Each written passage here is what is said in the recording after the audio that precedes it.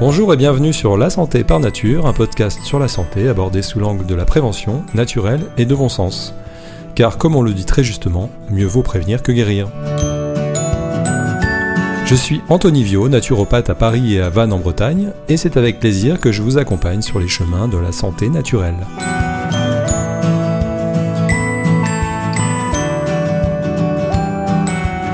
Aujourd'hui, on se met au vert. On va parler chlorophylle.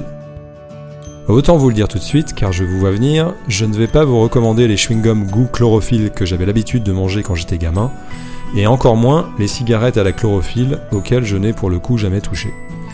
Non, je vais vous parler de la vraie chlorophylle, celle qu'on trouve dans les plantes, et qui ont de réels bienfaits pour la santé et pour la vie sur Terre. D'ailleurs, cela va peut-être vous étonner, mais je sais de sources sûres que notre président lui-même en serait parfaitement conscient, et aurait déclaré officiellement qu'il avait eu une idée alors qu'il écoutait cet épisode de mon podcast en se promenant dans les jardins du palais de l'Élysée. Il semble qu'il souhaiterait proposer un changement de couleur du drapeau français, en remplaçant le blanc par le vert, la couleur de la chlorophylle donc. Une info à prendre avec des pincettes, je vous laisse juge de son authenticité, mais écoutez la suite et je pense que vous serez sans doute d'accord avec lui. Vous pourrez d'ailleurs écouter la répétition de sa future allocution en fin d'épisode.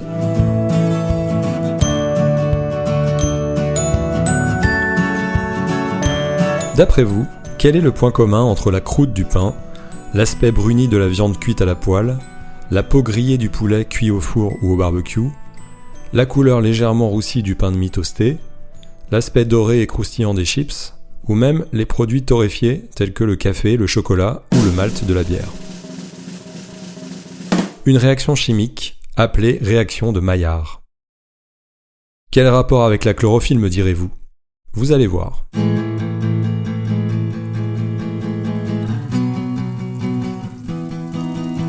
La réaction de Maillard, également nommée glycation non enzymatique des protéines, se produit lors de la cuisson lorsque, sous l'effet d'une chaleur importante, des sucres se collent aux protéines, ce qui forme des composés bruns responsables de la bonne odeur caractéristique de la cuisson du poulet ou de la viande, ou de la couleur brune de la bière. Au-delà de 180 degrés, la réaction de Maillard prend un autre nom, la pyrolyse. Là, on parle plus de carbonisation, les toasts et les grillades devenant noirs, immangeables. D'autres composés cancérogènes aux noms barbares apparaissent alors, comme les amines hétérocycliques ou les hydrocarbures aromatiques polycycliques. Et la chlorophylle dans tout ça? J'y viens. Le résultat de la réaction de Maillard, lors de la cuisson ou de la torréfaction, sont donc des protéines glyquées. Mais si la cuisson est forte et dure longtemps, des produits avancés de la glycation, peut-être avez-vous entendu parler des fameux AGE, Advanced Glycation End Products, avec l'accent, sont créés et s'avèrent être extrêmement néfastes pour l'organisme lorsqu'on les consomme régulièrement. En effet, ils viennent se rajouter à la glycation naturelle de l'hémoglobine qui a lieu dans le sang, lorsqu'on consomme des glucides, et en particulier les sucres raffinés ou des aliments à base de farine. Pour info, vous pouvez connaître le taux de votre hémoglobine qui est glyquée, c'est-à-dire où du glucose s'est collé dessus, car peut-être que votre médecin vous a fait doser récemment votre taux d'hémoglobine glyquée. Ça ne s'invente pas. Le corps médical se sert notamment de ce taux pour diagnostiquer un trouble métabolique qui se développe de plus en plus, en grande partie parce que nous mangeons trop de glucides, le diabète de type 2. Tout ça ne serait pas grave si toutes ces molécules d'hémoglobine glyquée et ces AGE n'agressaient pas en permanence les parois des vaisseaux sanguins et ne provoquaient pas leur vieillissement prématuré, cause de maladies cardiovasculaires. Et cerise sur le gâteau, elles entretiennent l'inflammation, l'hypertension, le stress oxydant et surchargent le foie. D'où l'intérêt en santé préventive d'éviter les excès de glucides et les cuissons agressives. Mais cette réaction de Maillard due à la cuisson s'accompagne également pour certains aliments riches en glucides de production d'acrylamide, une substance reconnue comme cancérogène avérée pour l'animal et possible pour l'être humain par le Centre international de recherche sur le cancer. Sur le podium des aliments les plus concernés, les frites, le café et les biscuits. D'où l'intérêt d'une cuisson douce comme la cuisson à la vapeur, ou même d'augmenter la part de cru dans votre assiette, et d'éviter au maximum les aliments transformés riches en glucides. Mais si l'on consomme tout de même ces aliments où la glycation s'est produite, il sera alors très intéressant de remplir son assiette de végétaux verts. Pourquoi ? Car ils contiennent de la... Et oui, vous l'avez attendu, elle est là pour vous ce soir, faites un triomphe à la chlorophylle !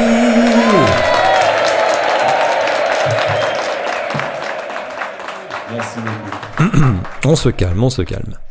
Mais au fait, c'est quoi la chlorophylle ? Eh bien, la chlorophylle, c'est le pigment qui donne leur couleur aux plantes vertes et aux algues. En grec, chloros signifie vert et phylos signifie feuille. Ce pigment se situe dans les parties éclairées par le soleil des plantes et arbres à feuilles vertes, des tiges vertes, des mousses, des cyanobactéries, du phytoplancton et des algues. Elle absorbe très efficacement la lumière rouge et bleue, laissant la lumière verte se refléter, ce qui explique donc la couleur des plantes vertes. On en trouve également dans quelques animaux verts, tels que la perruche ou l'iguane. Elle leur sert alors à se camoufler dans la végétation ou à attirer des partenaires. La chlorophylle est indispensable à la photosynthèse. Ces pigments verts sont des capteurs d'énergie lumineuse qu'ils participent à transformer en énergie chimique. Plus la chlorophylle reçoit de lumière, plus le phénomène de photosynthèse est intense. Lors de ce phénomène, la plante capte le CO2 de l'atmosphère, garde le carbone pour sa structure, rejette l'oxygène dans l'atmosphère et, grâce à de l'eau, fabrique du sucre, utilisé ou stocké sous forme d'amidon. La chlorophylle nous est donc indispensable, puisqu'elle nous permet tout simplement de respirer. D'ailleurs, on le célèbre rarement, mais je vais également vous demander d'applaudir bien fort le phytoplancton des océans, car à lui seul, il fournit la moitié de l'oxygène de la planète, et ce depuis des centaines de millions d'années.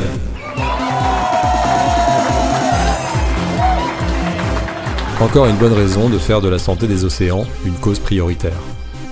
D'autant plus que ce phytoplancton est à la base de la chaîne alimentaire marine. Mais de même que les forêts brûlent, le phytoplancton supporte mal la chaleur et le réchauffement des océans a tendance à lui être fatal. Depuis 1950, la quantité de phytoplancton aurait déjà diminué de 40%. Selon l'encyclopédie Larousse, seuls les êtres chlorophylliens peuvent faire passer le carbone minéral du dioxyde de carbone à l'état de carbone organique, dont les autres êtres vivants dépendent pour leur alimentation. Les animaux et les humains ne tirent donc les matières premières organiques qu'ils utilisent que des végétaux ou d'animaux, eux-mêmes nourris avec des végétaux. Toute la vie à la surface de la Terre dépend donc de la chlorophylle. Chez les humains et les animaux, la chlorophylle a une structure très proche du pigment rouge de l'hémoglobine sanguine, dans les globules rouges, appelés M, H-E-M-E. La différence entre les deux se situe au niveau de la composition métallique de la molécule. La chlorophylle contient un atome de magnésium, alors que l'M renferme lui un atome de fer. C'est à cause de cette ressemblance chimique avec l'hémoglobine que l'on donne souvent à la chlorophylle le nom de sang vert des plantes. Dans notre corps, le rôle du fer dans l'hémoglobine est de fixer l'oxygène pour le transporter partout dans l'organisme. Chez les végétaux, le rôle du magnésium dans la chlorophylle est de permettre la photosynthèse et la captation du CO2. Alors, quels sont les bienfaits de la chlorophylle ? C'est là où vous allez voir qu'elle mérite son statut de star internationale de la santé. Lorsqu'on la mange, elle va stimuler la production d'hémoglobine et de globules rouges, ce qui lui confère une action anti-anémique. L'anémie est un manque d'hémoglobine dans le sang. Des études chez les animaux anémiques, à qui l'on donne de la chlorophylle, 0,05 g par kilo, montrent de 70 à 83% d'augmentation des globules rouges, avec normalisation du taux d'hémoglobine en 10 à 16 jours. Si vous souhaitez les consulter, vous trouverez les références des études dont je parle en descriptif de l'épisode. La chlorophylle favorise également la bonne circulation sanguine en purifiant et en détoxifiant le sang. Elle permet une bonne oxygénation des cellules et des tissus, ce qui accélère leur régénération. Elle a un effet positif sur la vitalité, ce qui permet le renforcement de l'immunité et l'accélération des processus d'auto-guérison et de cicatrisation. Et elle aide à réguler le microbiote intestinal et les fonctions digestives et à faire accroître la production de globules blancs dans le sang. Mais laissez-moi maintenant vous parler un peu plus en détail des bienfaits de la chlorophylle, car, vous allez voir, cela vaut le détour.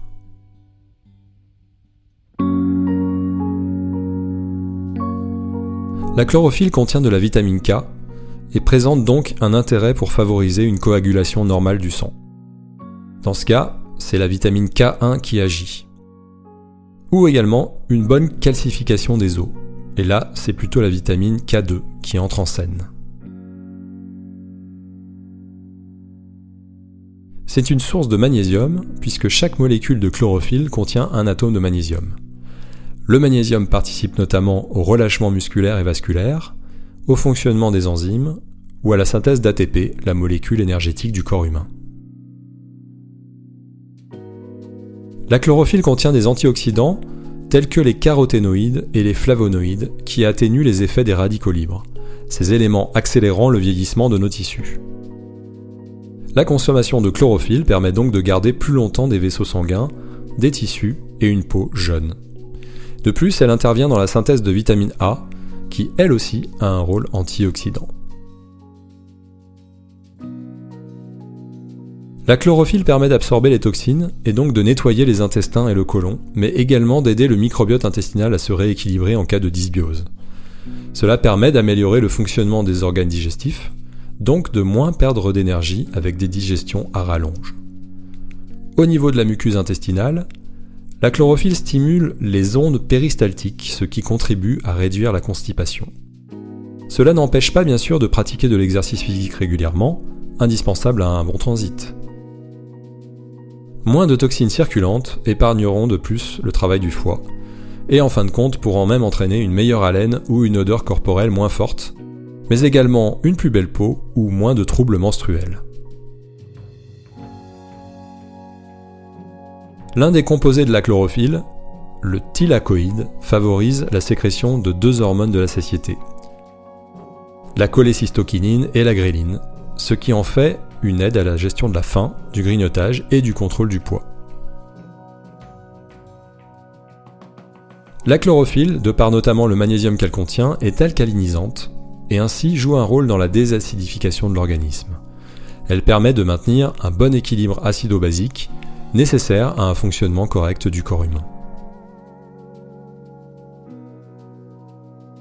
Des études universitaires américaines, comme celle de l'Oregon State University en 2012, suggèrent l'efficacité de la chlorophylle dans la prévention et la lutte contre certains cancers, notamment celui du côlon et du pancréas.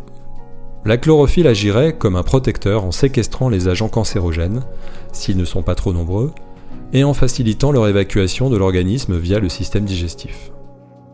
Les éléments cancérogènes sont notamment, comme je vous le disais précédemment, ceux créés par les cuissons excessives des aliments, mais aussi ceux que l'on retrouve dans certains conservateurs ou dans les pesticides.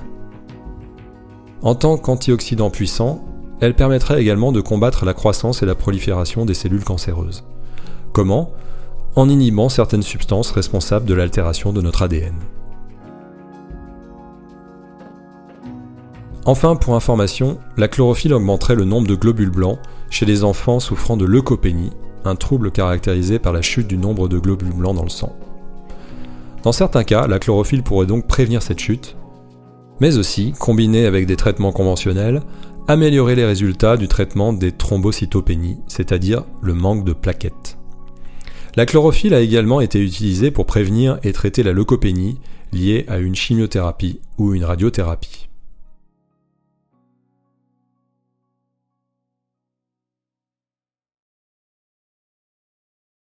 Alors, de quelle manière peut-on profiter des bienfaits de la chlorophylle ?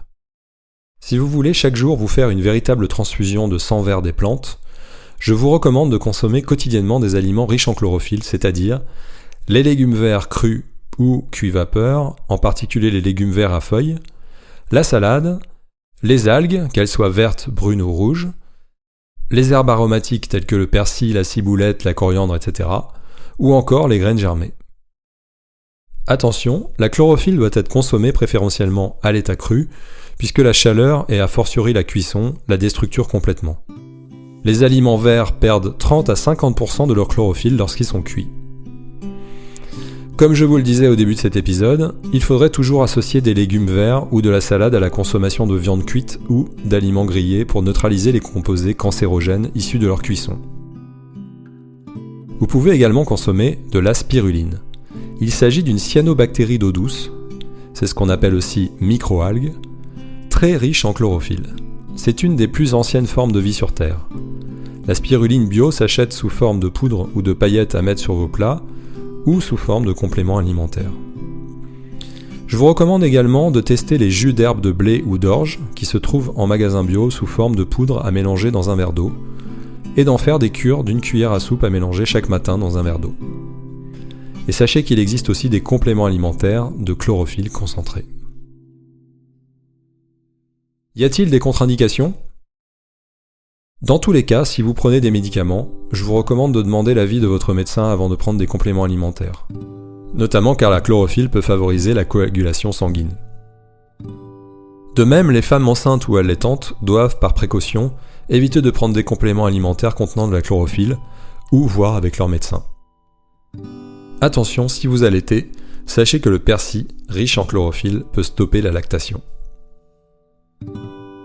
Conclusion, en complément d'une bonne hygiène de vie, telle que je vous la recommande dans ce podcast, manger chaque jour des aliments riches en chlorophylle ne présente que des bénéfices pour votre santé. Alors, je compte sur vous, mettez de la couleur dans vos assiettes, et en particulier du vert. Même notre président est d'accord, puisqu'il m'a permis d'assister à l'enregistrement du message qu'il allait prochainement adresser aux Françaises et aux Français.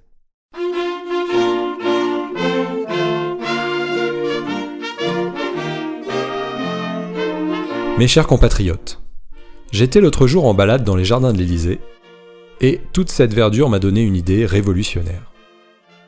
J'ai décidé de proposer au Parlement, dans un avenir proche, un changement de couleur dans le drapeau français.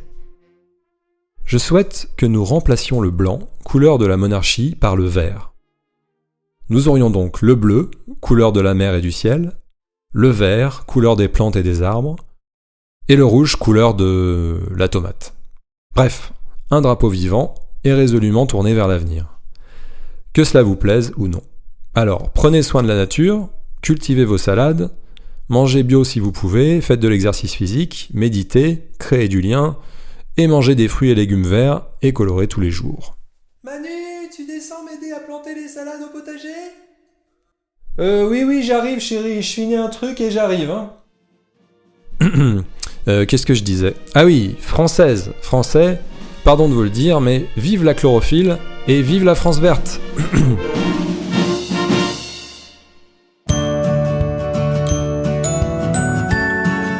Et bien voilà, sur ces belles paroles, c'est tout pour aujourd'hui. Comme ni notre président ni moi ne sommes médecins, ce podcast n'a aucune visée médicale, diagnostique ou thérapeutique, mais uniquement informationnelle. En cas de problème de santé, consultez votre médecin, et surtout, n'arrêtez ou ne modifiez jamais vos traitements médicaux sans lui en parler.